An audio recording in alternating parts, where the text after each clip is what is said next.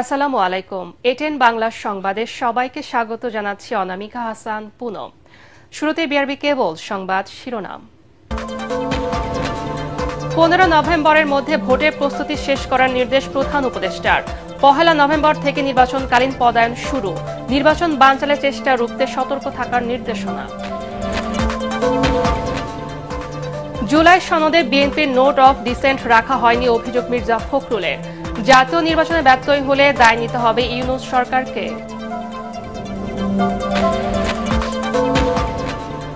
নভেম্বরের মধ্যে গণভোট না দিলে জাতীয় নির্বাচন নিয়েও সংকট তৈরি হবে আশঙ্কা গোলাম পরোয়ারের। কাল ইসিতে স্মারকলিপি দেবে জামাত।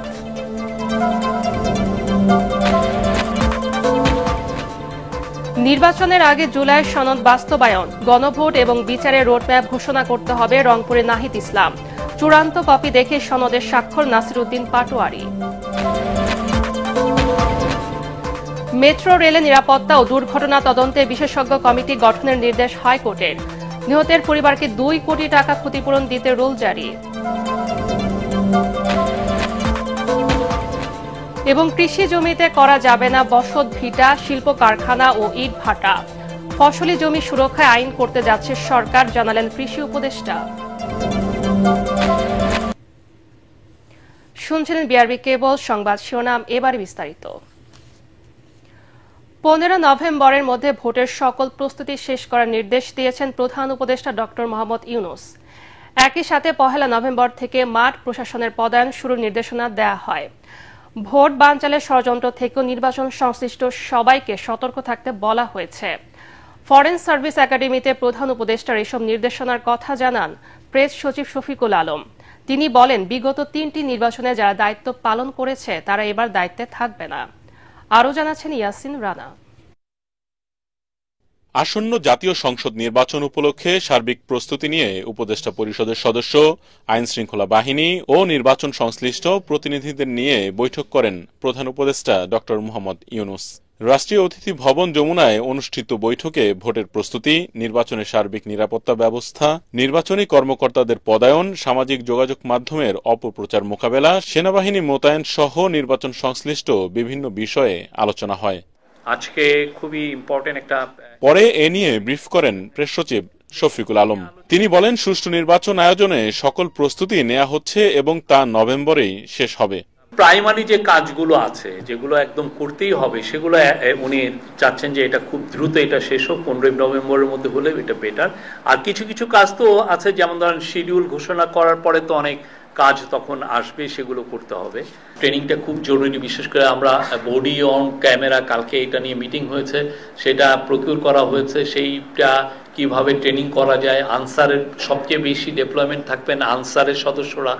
আওয়ামী লীগের আমলে ভোটের দায়িত্বে থাকা কোনো কর্মকর্তা এবার নির্বাচনের কোনো দায়িত্বে থাকবে না বলেও জানান প্রেস সচিব। কোনো ধরনের পোলিং অফিসার বা পোলিং এজেন্ট বা কোনো রিটার্নিং অফিসার বা অ্যাসিস্ট্যান্ট রিটার্নিং অফিসার হিসাবে থাকতে পারবে না। ডিস্ট্রিক্ট লেভেলে 64টা ডিস্ট্রিক্ট আছে, সেখানে ধরেন এডিএম এর পোস্ট আছে, ডিসির পোস্ট আছে, সেই সমস্ত পোস্টেও তারা থাকবেন না। আর পুলিশের ক্ষেত্রেও একই জিনিস, যারা অলরেডি পুলিশ জানিয়েছে আজকের মিটিংয়ে, যারা যারা এই ধরনের মিনিমামও যাদের এইখানে ইনভলভমেন্ট ছিল সবাইকেই ওইখান থেকে সরিয়ে দেওয়া হয়েছে। শফিকুল আলম বলেন, নির্বাচন বানচালে যে কোনো ষড়যন্ত্র মোকাবেলার নির্দেশ দিয়েছেন প্রধান উপদেষ্টা। প্রধান উপদেষ্টা আরো বলেছেন, নির্বাচন বানচালের জন্য ভিতর থেকে বাইরে থেকে অনেক শক্তি কাজ করবে। ছোটখাটো না বড় শক্তি নিয়ে বানচালের চেষ্টা করবে। হঠাৎ করে আক্রমণ চলে আসতে পারে। এই নির্বাচন চ্যালেঞ্জিং হবে। যত ঝড় ঝঞ্ঝাই থাকুক আসুক না কেন, আমাদের সেটা অতিক্রম করতে হবে। নির্বাচনের সার্বিক নিরাপত্তায় সেনা ও নৌবাহিনীর প্রায় 93,000 সদস্য মোতায়েন করার কথা জানান তিনি। আর্মির তরফ থেকে বলা হয়েছে যে 92,500 মতো আর্মি এবং নেভি ট্রুপস ডিপ্লয় থাকবে। সামাজিক যোগাযোগ মাধ্যমে ফেক নিউজ মোকাবেলায় সরকার বিশেষ পদক্ষেপ নেবে বলেও জানান শফিকুল আলম।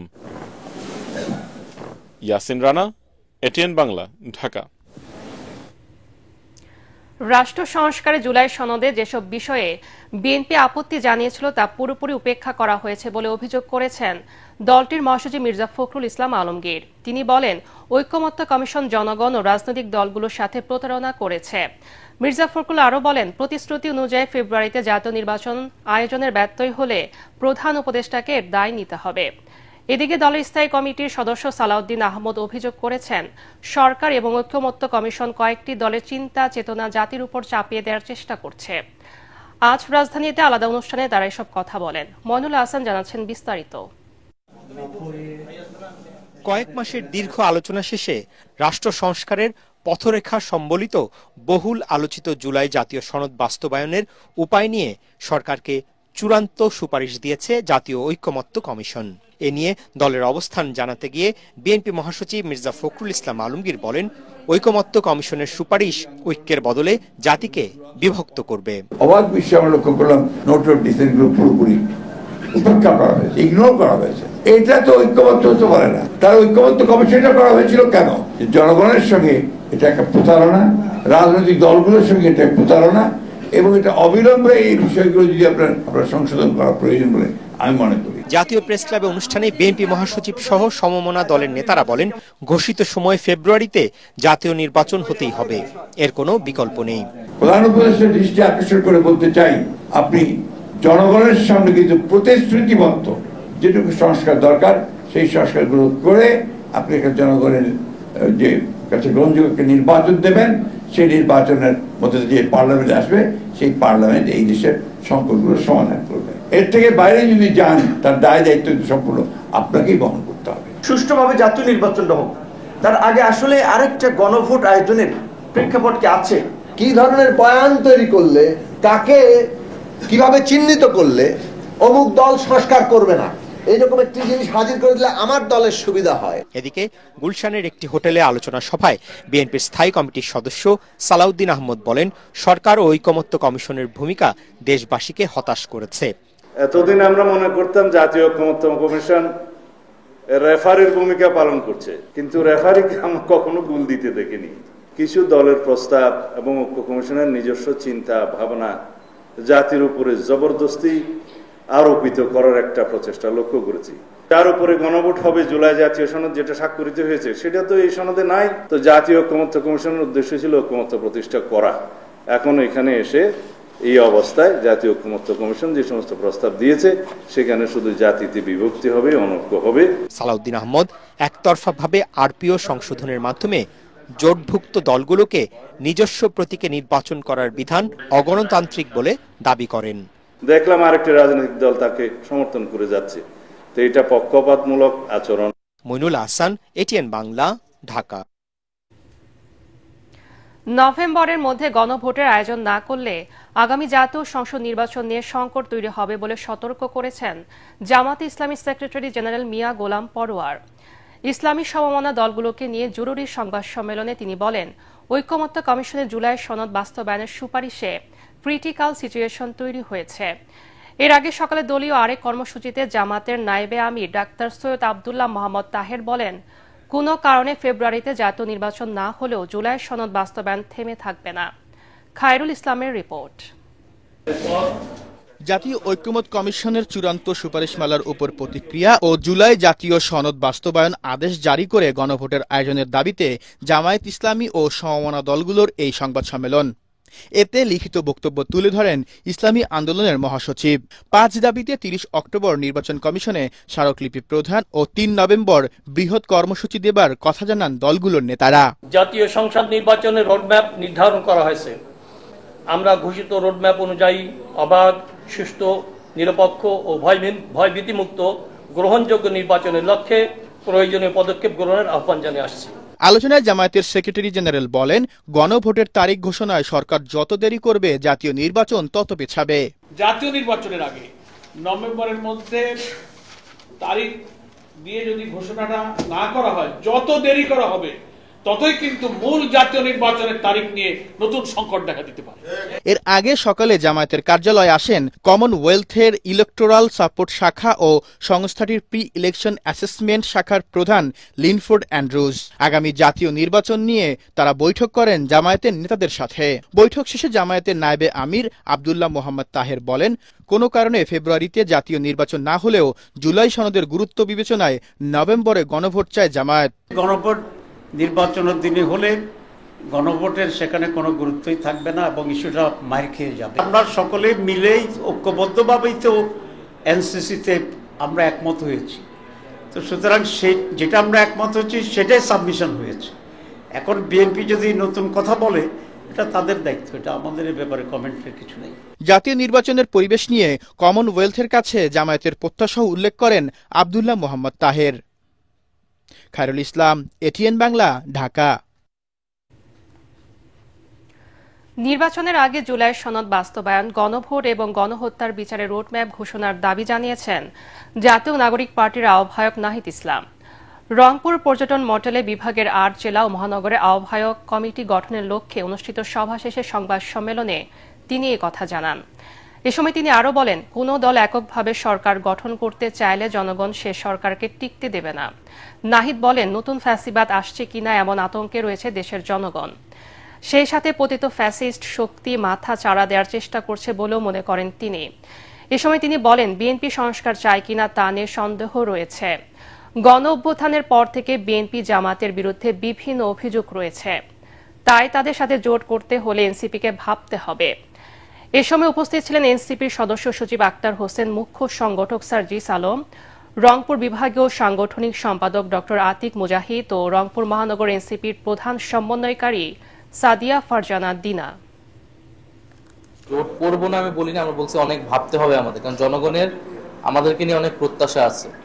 আমাদেরকে তারা একটা স্বতন্ত্র জায়গায় দেখতে চায় এবং পুরনো দলগুলোর প্রতি জনগণের অনীহা আছে। সেটা বিএনপিরও বলেন, অতীতে তাদের শাসনামল নিয়ে দুর্নীতি নিয়ে কিন্তু অনেক সমালোচনা রয়েছে। 5ই আগস্টের পর তাদের নিয়ে অনেক সমালোচনা রয়েছে। একইভাবে জামাতেরও ঐতিহাসিক দায়ভার রয়েছে এবং 5ই আগস্টের পরও জামাতকে নিয়ে অনেক ধরনের সমালোচনা রয়েছে।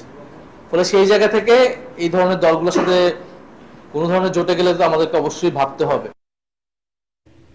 জাতীয় সংসদ নির্বাচনের আগে গণভোট চায় জাতীয় নাগরিক কমিটি এনসিপি।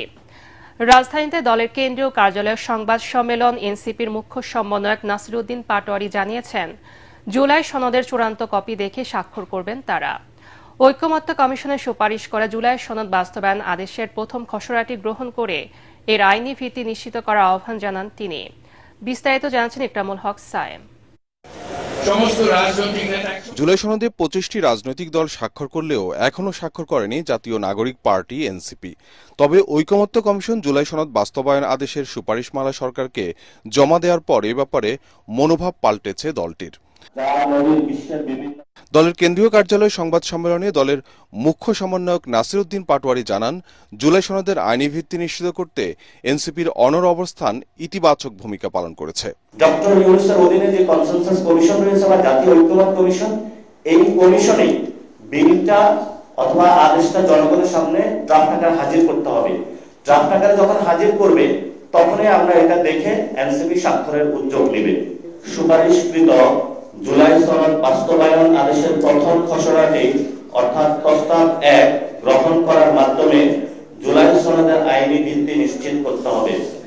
2 সংবিধান সংস্কার বিল খসড়া প্রণয়ন ও উন্মুক্তকরণের উদ্যোগ নিতে হবে। তার মতে ঐকমত্য কমিশন শেষ মুহূর্তে নিয়েছে সঠিক অবস্থান। এটা মাঝখানে সালাউদ্দিন কমিশন হয়েছিল, এখন আবার ঐকমত্য কমিশনের মেরুদণ্ড ফিরে এসেছে, এখন আবার এটাকে আমরা ঐকমত্য কমিশন বলতে পারি। নির্বাচনের দিন গণভোট হলে মামলা হতে পারে এমন আশঙ্কার কথা জানিয়ে নাসিরউদ্দিন পাটোয়ারি বলেন, সংসদ নির্বাচনের আগেই গণভোট আয়োজনের পক্ষে এনসিপি। গণভোট আমরা বলেছি ইলেকশনের আগে হতে পারে, কিন্তু যদি ইলেকশনের আগে গণভোট না হয় তাহলে কি হবে? সেখানে জামায়াতের কিছু রিজিড তাদের একটা সাইড রয়েছে, কিন্তু আমরা এটা রিজিডিটির মধ্যে যেতে চাই না বা আমরা এটা ধরে একদম পড়ে থাকতে চাই না। আমরা মনে করি যে সেকেন্ড স্টেপ গণভোট পরে হতে পারে, আগে হতে পারে, কিন্তু সেখানে কিছু যদি নির্বাচনের দিনে হয় সেখানে কিছু আমরা আশঙ্কার কথা জানিয়েছিলাম। কারণ বাংলাদেশের যে এন্টায়ার ইলেকশনের যে সিস্টেমটা এটা কিন্তু নিউট্রাল না, এটার মধ্যে একটি সুষ্ঠু ভোট হওয়ার পসিবিলিটিস নেই। গণভোটে প্রদত্ত সংবিধান সংস্কার বিলের খসড়া দ্রুত প্রণয়ন এবং জনগণের কাছে তা উন্মুক্ত করার আহ্বান জানানো হয় সংবাদ সম্মেলনে। ইকরামুল হক সায়েম, এটিএন বাংলা, ঢাকা। জাতীয় ঐকমত্য কমিশনের প্রতিবেদন সহজবোধ্য আকারে প্রকাশ করে জনগণের জন্য উন্মুক্ত করার আহ্বান জানিয়েছেন প্রধান উপদেষ্টা প্রফেসর মোহাম্মদ ইউনূস। রাষ্ট্রীয় অতিথি ভবন যমুনায় প্রধান উপদেষ্টার হাতে কমিশনের ৮ খণ্ডের প্রতিবেদন হস্তান্তর করেন কমিশন সদস্যরা। এতে কমিশনের সুপারিশ, সভা ও কার্য বিবরণীর বিস্তারিত অন্তর্ভুক্ত রয়েছে। প্রধান উপদেষ্টা বলেন, এই প্রতিবেদন সাধারণের জন্য সহজবোধ্য সংস্করণে বই আকারে প্রকাশ করতে হবে, যাতে স্কুল কলেজের শিক্ষার্থীরাও পড়ে বুঝতে পারে এবং অন্যদেরও জানাতে পারে। তিনি বইটি বাংলা ও ইংরেজি 2 ভাষাতেই প্রকাশের পরামর্শ দেন। ডক্টর ইউনূস আরও বলেন, ভবিষ্যতে এই বইটি যেন শিক্ষার্থীদের জন্য অবশ্য পাঠ্য হয়ে ওঠে সেটিও বিবেচনায় রাখতে হবে। প্রতিবেদন হস্তান্তর অনুষ্ঠানে উপস্থিত ছিলেন ঐকমত্য কমিশনের সদস্যরা।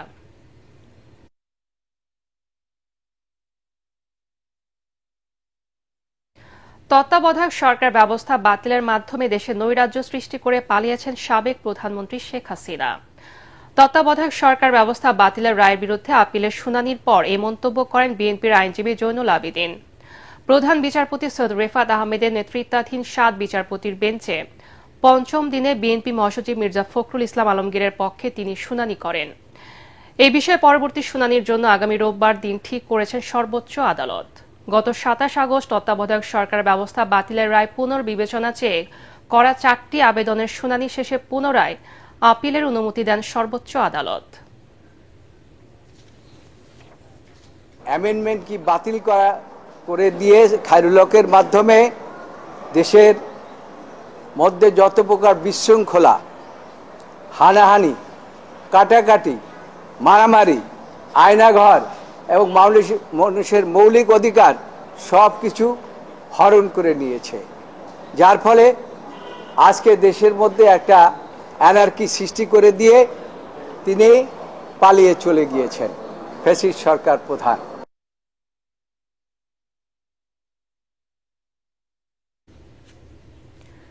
কৃষি জমিতে করা যাবে না বসত ভিটা, শিল্প কারখানা কিংবা ইট ভাটা।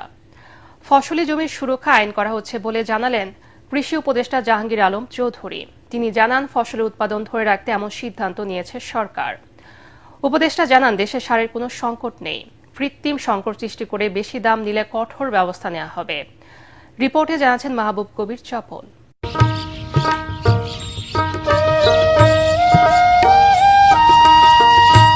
জনসংখ্যা বৃদ্ধির প্রভাব পড়ছে কৃষি জমিতে। যৌথ পরিবার ভেঙে হচ্ছে ছোট ছোট পরিবার। আবাদি জমিতে গড়ে তোলা হচ্ছে বসত ভিটা। এছাড়াও বেশি লাভের জন্য অনেক স্থানে গড়ে উঠছে ইট ভাটা কিংবা শিল্প কারখানা। কৃষি মন্ত্রণালয়ের হিসেবে দেশে আবাদযোগ্য জমির পরিমাণ ৮৮ লাখ হেক্টর। প্রতি বছর কমছে ২.৫ থেকে ৩,০০০ হেক্টর। এভাবে চলতে থাকলে ফসল উৎপাদন কমে খাদ্য সংকটে পড়বে দেশ। তাই কৃষি জমি সুরক্ষায় আইন করতে যাচ্ছে সরকার। কৃষি জমি কমে গেলে আমাদের কিন্তু কতদিন আমরা হইতে হবে, আমাদের কিন্তু পর নির্ভরশীল হয়ে যেতে হবে। এই জন্য কৃষি জমিগুলি যেন নষ্ট না হয়, এই জন্য আমাদের ব্যবস্থা করতে হবে। কৃষি জমি সুরক্ষা আইন, এটা নিয়ে আমরা করতেছি যে কৃষি জমিটারে কিভাবে রক্ষা করা যায়। যেমন ধরেন কিছু কিছু ফসলি জমিতে কোনো অবস্থায় আমরা কোনো রকমের ইনফ্রাস্ট্রাকচার করতে দিব না। তিনি জানান, দেশে সারের কোনো সংকট নেই, দামও বাড়ানো হয়নি। শুধুমাত্র ডিলারদের জন্য লাইসেন্সের নীতিমালা করা হচ্ছে। সারের কোনো সংকট নাই এবং সার আমাদের সাফিসিয়েন্ট সার রয়ে গেছে কৃষকের কাছে, এবং সারের কোনো দামও বাড়বে না। এই যে যদি কোনো দুর্নীতিবাজ থাকে তাকে আমাকে ধরাই দেন, আপনার কাছে অনুরোধ এগুলি ধরাই দেন। সারের নীতিমালা করা হয়েছে, যেমন বিসিআইসি দিত একটা লাইসেন্স, আবার বিআইডিসি দিত একটা। এক ভদ্রলোকের 2টা লাইসেন্স নিতে হইতো, এখন একটা লাইসেন্সই নিতে পারবে। উপদেষ্টা জানান, এবার আমনের বাম্পার ফলন হয়েছে, তাই ধান ও চালের দাম বাড়ার সম্ভাবনা নেই। এবার আমনের উৎপাদনও খুবই ভালো। মাহবুব কবির চপল, এটিএন বাংলা, ঢাকা। বড় আমন ধানের ডিসেম্বরের মধ্যে চট্টগ্রাম সমুদ্র বন্দরকে বেসরকারি ব্যবস্থাপনায় ছাড়ার পরিকল্পনা অন্তর্বর্তী সরকারের। তবে কোন প্রতিষ্ঠানকে বন্দর ব্যবস্থাপনার দায়িত্ব দেয়া হচ্ছে তা এখনো চূড়ান্ত হয়নি বলে জানিয়েছেন নৌ পরিবহন উপদেষ্টা এম সাখাওয়াত হোসেন। তিনি বলেন, সরকারের দিক নির্দেশনায় বন্দর ব্যবস্থাপনায় কাজ করবে বেসরকারি প্রতিষ্ঠান। রাজধানী 20 মিলনায়তনে এক অনুষ্ঠানে সাংবাদিকদের প্রশ্নের জবাবে উপদেষ্টা এসব কথা বলেন। মনির হোসেন তপুর রিপোর্ট। চট্টগ্রাম বন্দর দেশের প্রধান সমুদ্র বন্দর। বন্দরের কার্যক্রম আরও গতিশীল এবং অধিক লাভজনক করতে এর ব্যবস্থাপনার দায়িত্ব বেসরকারি প্রতিষ্ঠানকে দেওয়ার পরিকল্পনা চলছে। এ বিষয়ে গেল কয়েক বছরের দীর্ঘ কর্মপরিকল্পনার প্রায় অনেকটাই শেষের পথে।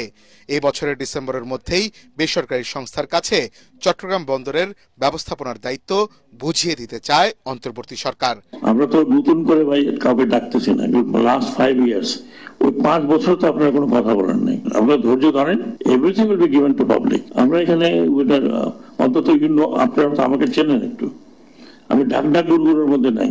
সবাইকে একটু ধৈর্য ধরার অনুরোধ জানিয়ে নৌ উপদেষ্টা বলেন, বেসরকারি সংস্থার নাম চূড়ান্ত হলে পাবলিক ডোমেইনে তথ্য ওপেন করা হবে।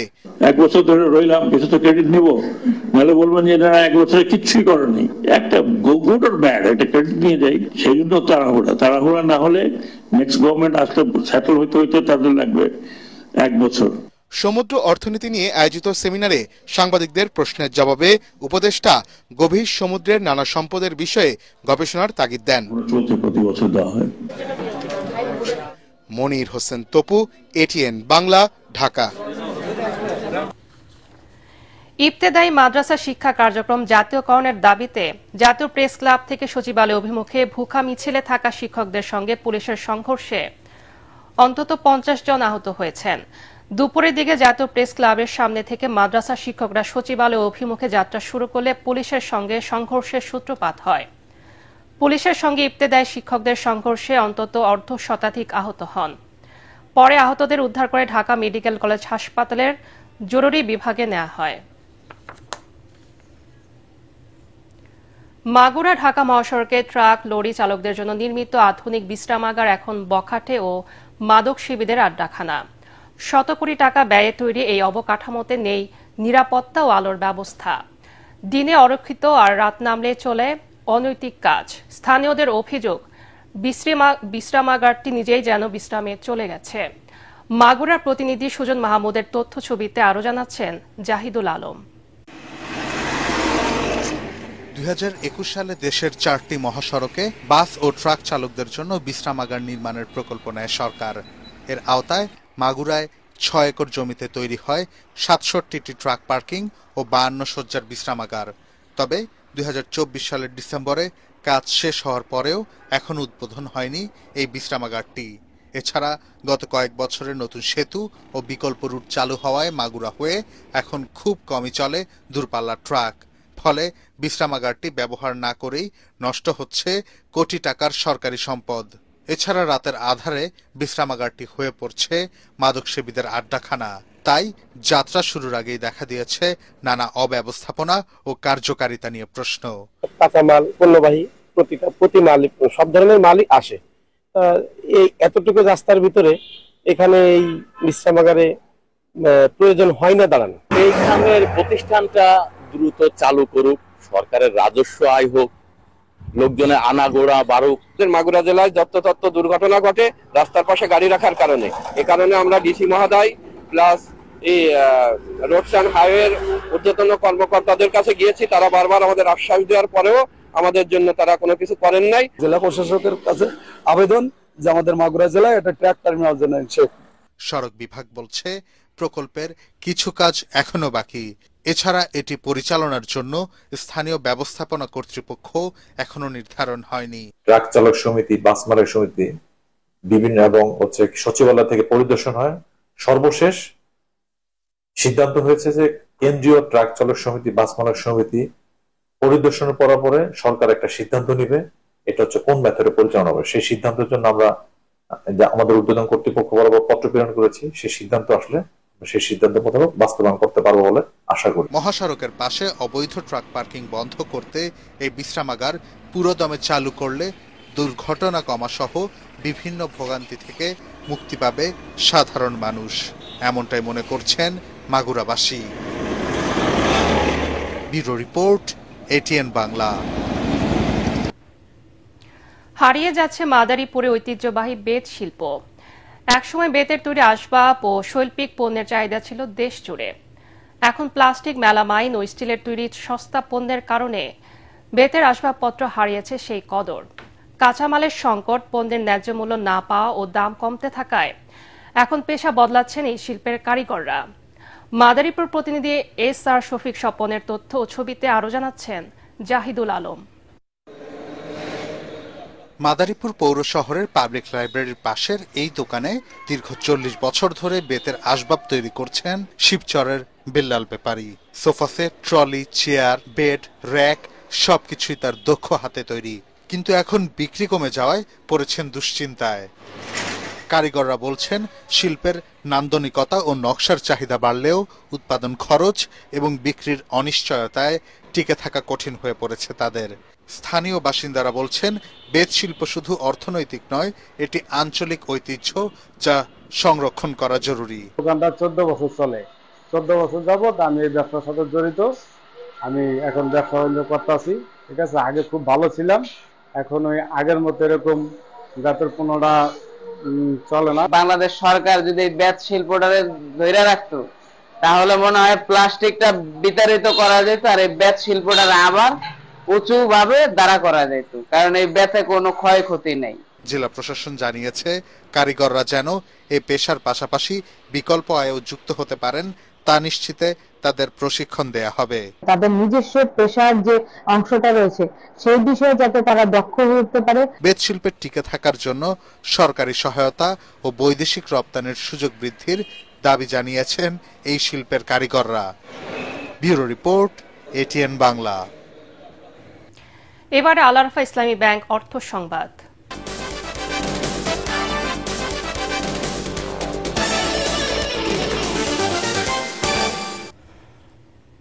দীর্ঘ এক যুগ পর আগামী শনিবার অনুষ্ঠিত হতে যাচ্ছে Chittagong chamber of commerce and ইন্ডাস্ট্রির নির্বাচন। নির্বাচনে দুটি প্যানেল প্রতিদ্বন্দ্বিতা করছে। সম্মিলিত ব্যবসায়ী পরিষদের নেতৃত্ব দিচ্ছেন বিজিএমইএ এর সাবেক প্রথম সহসভাপতি SM নুরুল হক। অন্যদিকে ইউনাইটেড বিজনেস ফোরামের নেতৃত্ব দিচ্ছেন FBCCI এর সাবেক পরিচালক আমিরুল হক। বিজয়ী হলে চট্টগ্রাম চেম্বারকে ব্যবসায়ী বান্ধব করার প্রতিশ্রুতি দিয়েছেন সম্মিলিত ব্যবসায়ী পরিষদের প্যানেল লিডার SM নুরুল হক। নগরীর হোটেল রেডিসন ব্লুতে আয়োজিত এক সংবাদ সম্মেলনে সম্মিলিত ব্যবসায়ী পরিষদের ইশতেহার ঘোষণা করে তিনি বলেন, চট্টগ্রাম চেম্বারকে এমন একটি ব্যবসায়ী সংগঠন হিসেবে গড়ে তোলা হবে যেখানে থাকবে জবাবদিহিতা ও স্বচ্ছতা। চট্টগ্রামকে প্রকৃত বাণিজ্যিক রাজধানীতে রূপান্তর সহ বিভিন্ন প্রতিশ্রুতি দেন তিনি। অনুষ্ঠানে সম্মিলিত ব্যবসায়ী পরিষদের 18 প্রার্থীকে পরিচয় করিয়ে দেওয়া হয়। এবারের সন্ধ্যায় লাইফ ইন্স্যুরেন্স আন্তর্জাতিক সংবাদ।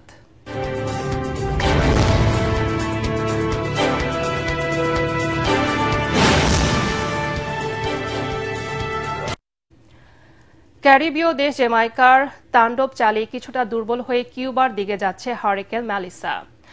ক্যাটাগরি 4 থেকে নেমে বর্তমানে এটি ক্যাটাগরি 3-তে পরিণত হয়েছে, যেখানে বাতাসের গতি ঘন্টায় 125 মাইল।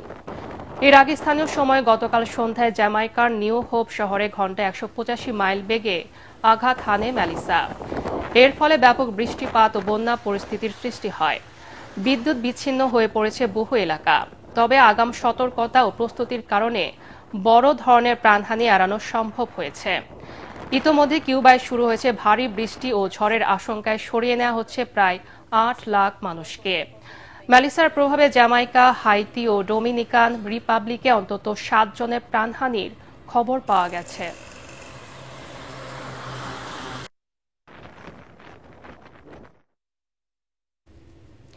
যুদ্ধবিরতি লঙ্ঘন করে অবরুদ্ধ গাজায় ইসরায়েলি বাহিনীর হামলায় আরও 33 ফিলিস্তিনি নিহত হয়েছে। ইসরায়েলের প্রধানমন্ত্রী বেঞ্জামিন নেতানিয়াহু হামলা চালানোর নির্দেশ দেওয়ার পর গাজার বিভিন্ন স্থানে আবারও ফিলিস্তিনিদের লক্ষ্য করে আক্রমণ করছে ইসরায়েলি সেনারা। রাফাতে বন্দুক হামলায় এক ইসরায়েলি সৈন্য আহত হওয়ার পর হামলার নির্দেশ দিয়েছিলেন নেতানিয়াহু। সকালে এক প্রতিবেদনে এই তথ্য জানিয়েছে সংবাদ মাধ্যম আল জাজিরা। এদিকে হামাসের সশস্ত্র শাখা কাসাম ব্রিগেডস ইসরায়েলের বিরুদ্ধে যুদ্ধবিরতি লঙ্ঘনের অভিযোগ এনেছে।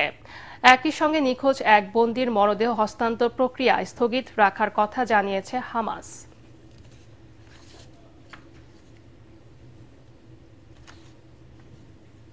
ঢাকা ইম্পেরিয়াল কলেজের ৩১তম ব্যাচের নবীন বরণ অনুষ্ঠিত হয়েছে। রাজধানীর মহাখালীর রাওয়া কনভেনশন সেন্টারের হেলমেট হলে অনুষ্ঠিত হয় এই নবীন বরণ অনুষ্ঠান। মনোমুগ্ধকর বর্ণ নবীন বরণ অনুষ্ঠানের মাধ্যমে বরণ করে নেওয়া হয় একাদশ শ্রেণীর ১,৪০০ জন শিক্ষার্থীকে। অনুষ্ঠানের প্রধান অতিথি ছিলেন জাতীয় বিশ্ববিদ্যালয়ের উপাচার্য অধ্যাপক ডক্টর এএসএম আমানুল্লাহ। বিশেষ অতিথি ছিলেন কলেজ পরিচালনা পরিষদের সভাপতি ও ঢাকা বিশ্ববিদ্যালয়ের শিক্ষা ও গবেষণা ইনস্টিটিউটের অধ্যাপক ডক্টর এস.এম. হাফিজুর রহমান। অনুষ্ঠানে সভাপতিত্ব করেন কলেজের ভারপ্রাপ্ত অধ্যক্ষ মোহাম্মদ নাজিমুল হক হক্কানী। উপস্থিত ছিলেন কলেজ গভর্নিং বডির সদস্য স্বদেশ রঞ্জন সাহা, অধ্যাপক ডক্টর মোহাম্মদ আব্দুস সালাম আকন্দ, প্রফেসর মোহাম্মদ গোলাম ফিরোজ এবং অভিভাবক প্রতিনিধি মোহাম্মদ আব্দুল আওয়াল। অনুষ্ঠানে কলেজে প্রথম দিন এবং আমার স্বপ্ন বিষয়ক রচনার প্রতিযোগিতায় বিজয়ী ৫ শিক্ষার্থীকে পুরস্কার দেওয়া হয়। এই সময় কলেজের সাংস্কৃতিক ক্লাব নন্দন কাননের শিল্পীরা ছাড়াও মাহাতিম সাকিব গান পরিবেশন করেন।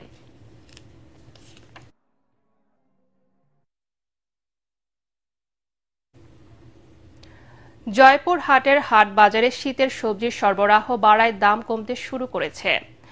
এতে স্বস্তি প্রকাশ করেছেন ক্রেতারা। সপ্তাহের ব্যবধানে জেলার বিভিন্ন হাট বাজারে ফুলকপি, বাঁধাকপি, শিম ও কাঁচামরিচের দাম অর্ধেকে নেমে এসেছে।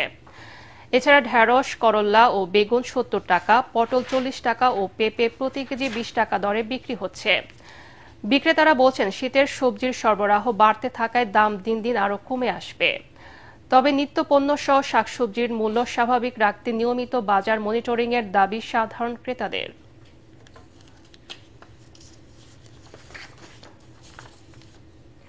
এবারে খেলার খবর।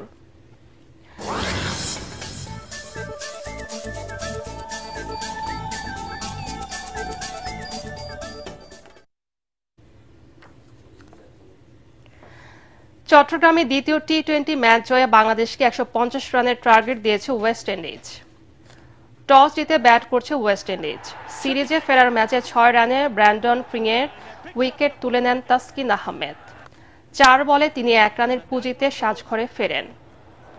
আলিক এথানেসকে নিয়ে শুরুর বিপর্যয় সামলেছেন অধিনায়ক শাই হোপ।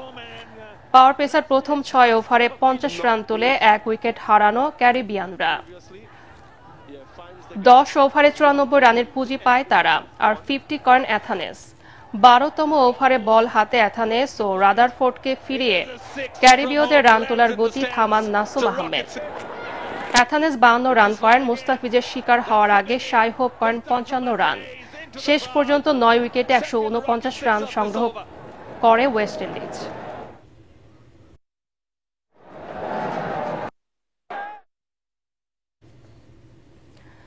টানা ২ ওয়ানডেতে জিতে ১ ম্যাচ বাকি থাকতে ইংল্যান্ডের বিপক্ষে সিরিজ জিতল নিউজিল্যান্ড।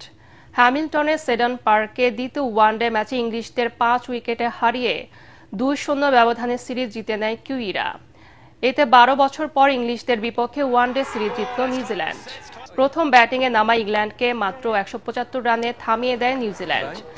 দলের পক্ষে সর্বোচ্চ ৪২ রান করে জেমি ওভারটন। প্রায় ২ বছর পর আন্তর্জাতিক ক্রিকেটে ফিরে ৩৪ রানে ৪ উইকেট নিয়ে স্বল্প রানে ইংলিশদের আটকে দেন ব্লেয়ার টিকনার। জবাবে ডেরিল মিচেলের অপরাজিত ৫৬ এবং রাচিন রবীন্দ্রের ৫৪ রানের ইনিংসে ১০১ বল হাতে রেখে ৫ উইকেট ১৭৭ রান তুলে জয় পায় নিউজিল্যান্ড। ২০২৫ সালে ১৪ ম্যাচে এটা ইংল্যান্ডের ১০ম পরাজয়।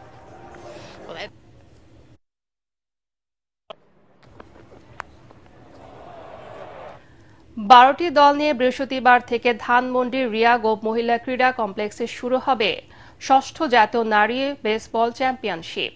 প্রথমবারের মতো এবার ঢাকার বাইরের দল অংশ নিচ্ছে জাতীয় চ্যাম্পিয়নশিপে। ৩ দিনের এই প্রতিযোগিতা উপলক্ষে ঢাকার জাতীয় স্টেডিয়ামে সংবাদ সম্মেলনে বিস্তারিত তথ্য তুলে ধরেন বাংলাদেশ বেসবল সফটবল অ্যাসোসিয়েশনের সাধারণ সম্পাদক তালহা জুবায়ের।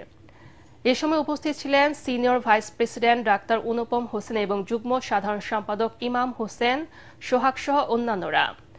নারী চ্যাম্পিয়নশিপ দিয়ে বেসবলের নবযাত্রায় সবার সহযোগিতায় চেয়েছেন সাধারণ সম্পাদক তালহা জুবায়ের।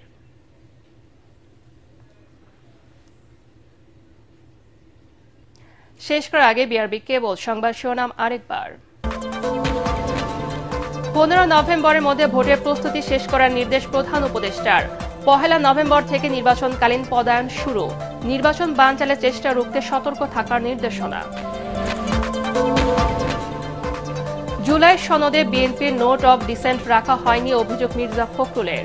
জাতীয় নির্বাচনে ব্যত্যয় হলে দায় নিতে হবে ইউনূস সরকারকে।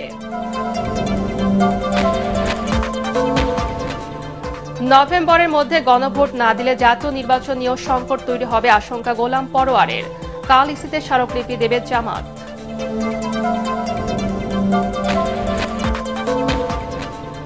নির্বাচনের আগে জুলাই সনদ বাস্তবায়ন, গণভোট এবং বিচারের রোডম্যাপ ঘোষণা করতে হবে রংপুরে নাহিদ ইসলাম। চূড়ান্ত কপি দেখে সনদের স্বাক্ষর নাসিরউদ্দিন পাটোয়ারি।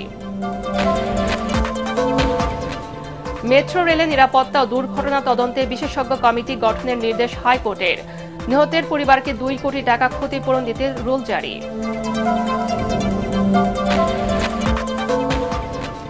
এবং কৃষি জমিতে করা যাবে না বসত ভিটা, শিল্প কারখানা ও ইট ভাটা।